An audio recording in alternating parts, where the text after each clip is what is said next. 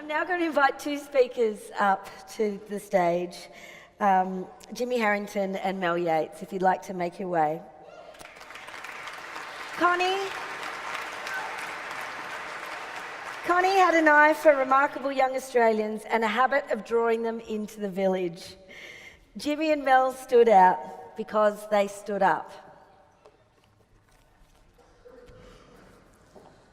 The reason that I'm standing here today is because of a dying 7-year-old's smile, it was powerful enough to completely change my life.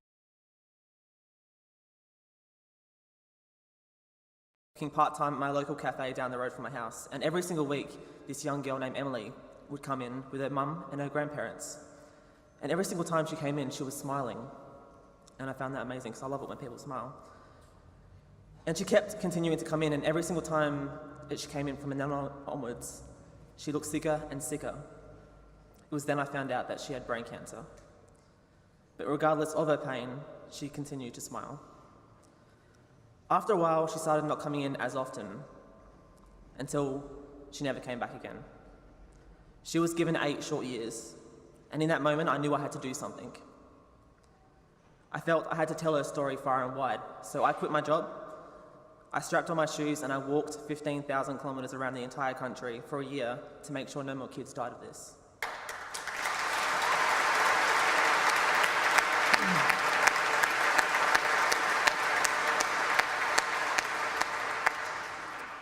Everyone called me crazy. It felt right. But then after months of walking, just when I thought I was starting to think I actually was crazy, I saw a figure unicycling towards me.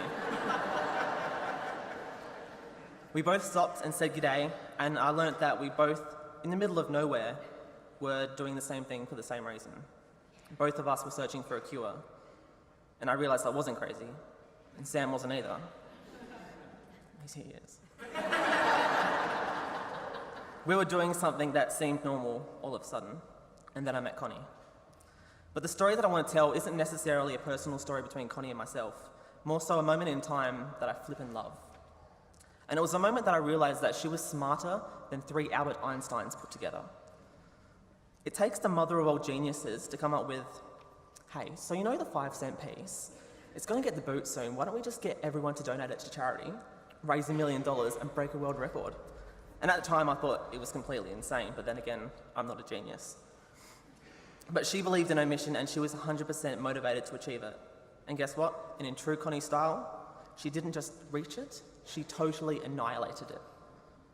Here I am thinking, oh, she might raise a couple of $100,000 if she's lucky, and that's still a decent effort. $2.5 million later, I'm eating my words, she's a world record holder, and I'm standing in the back like, hey Con, so you know the 10-cent piece?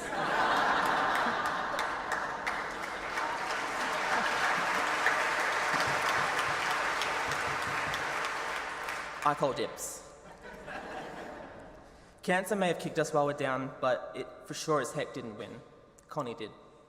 She was always going to, because cancer doesn't get to win. Connie created something truly special when she brought this village together, and it is the most incredible community that I've ever been a part of. This is a family, and now we as a family are going to take down cancer, make Connie proud, and continue changing the world. Thanks to Connie, we are going to find that cure. It may not be today, and it may not be tomorrow, but it's going to happen. That is inevitable. Thank you, and I love you, Connie.